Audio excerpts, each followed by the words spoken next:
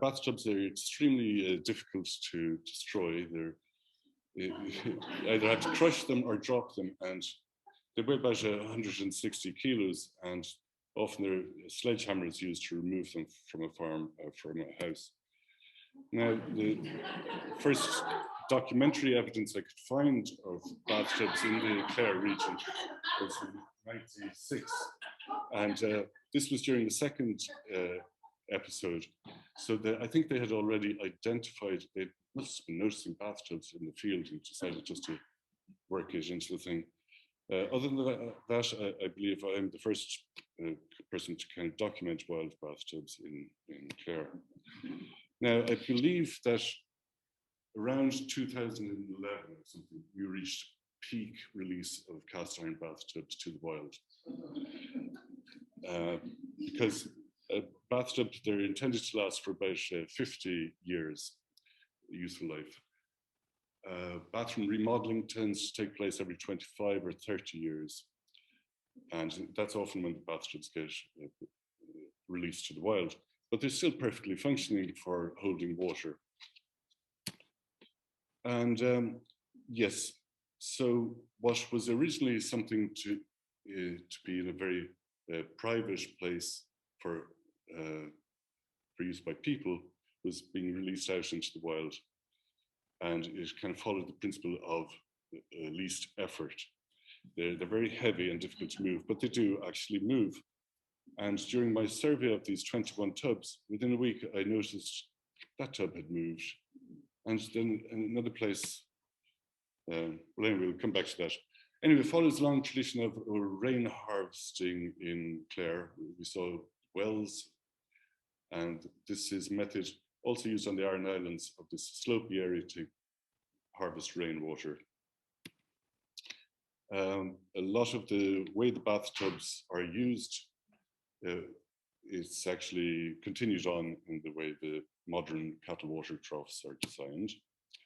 It's difficult to get any information. That tub is not from 1859. That's some British standard for slippiness. And the other numbers are to do with the molds that was used. These molds could only be used for a certain length of time, and they needed repairs.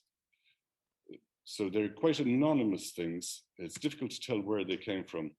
So I developed a different typology of watering troughs. And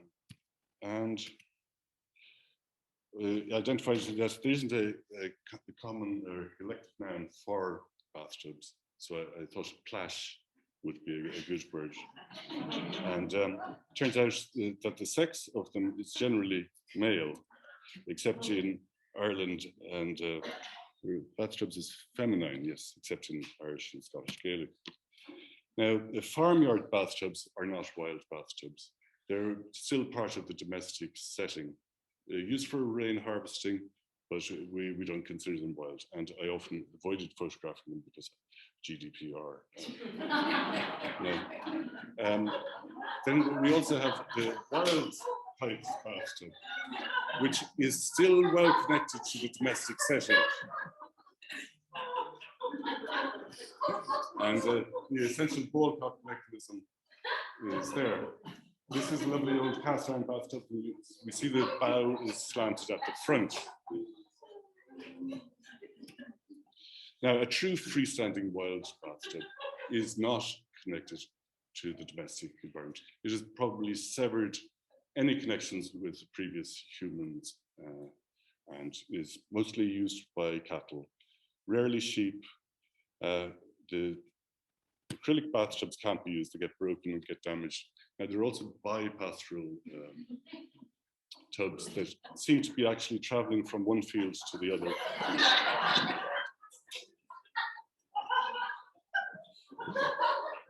And I suppose the hole in the wall there was originally a bouquet for sheep going through.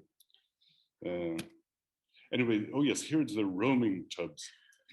Now, on the top left, you see the tub, and then 2 weeks later, it had gone. Now, I'm not sure if it was observer bias that the farmer had noticed me photographing it.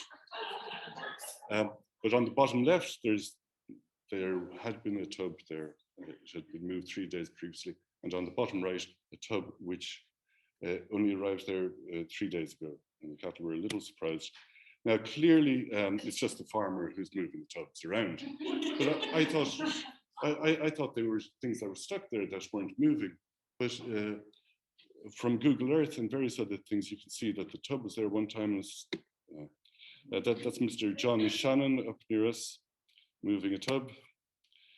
Now, in archaeology, if they find the remains of a body or something, it's called articulated if they can find the limbs. Now, when the tubs are released from this domestication into the wild, their legs are generally removed. And I only find 2 or 3 cases of articulated bathtubs in the wild. Now, tubs do tend to get abandoned when they're broken. This happens rarely with cast iron tubs. This tub, Kerin, you might recognize that tub. It's up there just beside you guys, upside down. Google Earth, Street View says it's been there for about 20 years. On the left are there's steel tubs which tend to rot. April 2018, Google Street View, there's a concrete water harvester. Somebody put in a bathtub on it. And then in spring, the weight of it must have collapsed. Obviously, the thing is quite actively moving. Now, we must be inclusive, and we have colored bathtubs as well. A great way of increasing the value of your house, or of flipping a house, is to buy a house which has colored bathtubs and fittings. Change them to white, and you'll immediately up the value of the house, apparently. So it is wonderful to find colored bathtubs out in nature too.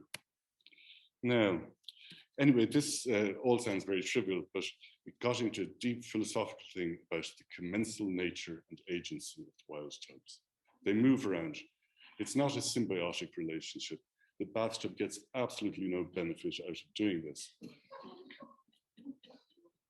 But it is very much in harmony with commensal means eating from the same table. And man's best friend, the dog, is a classic example of this, how they became domesticated. And the bathtubs used this method in the first place to get into the house. And then when they left the house, they're still using this method. And I suppose the only benefit they get is that they go on to survive. And these cast iron bathtubs could last an awful lot of time because it's just one material that's going to take an awful long time to deteriorate. And yeah, this got very complicated about ant theory, actor network theory. And I had great fun writing these big, long, complicated sentences and finding the most difficult words and looking things up and crowbarring them into this scientific thing. Now, and then it was also anthropomorphism and zeromorphism. And there are various, you see on the bottom right, the bathtub, it has been given prosthetic legs. And it is actually mimicking the dappling of the horse. These bathtubs, they're generally perfectly white inside, but the outside of every bathtub, it was never supposed to have been seen. It's the overspray from the enameling process. So they're all unique patterns outside, but all trying to be uniformly the same inside. The bottom left, I think you can see is possibly even mimicking cattle there, and some people see antlers in one of the top left.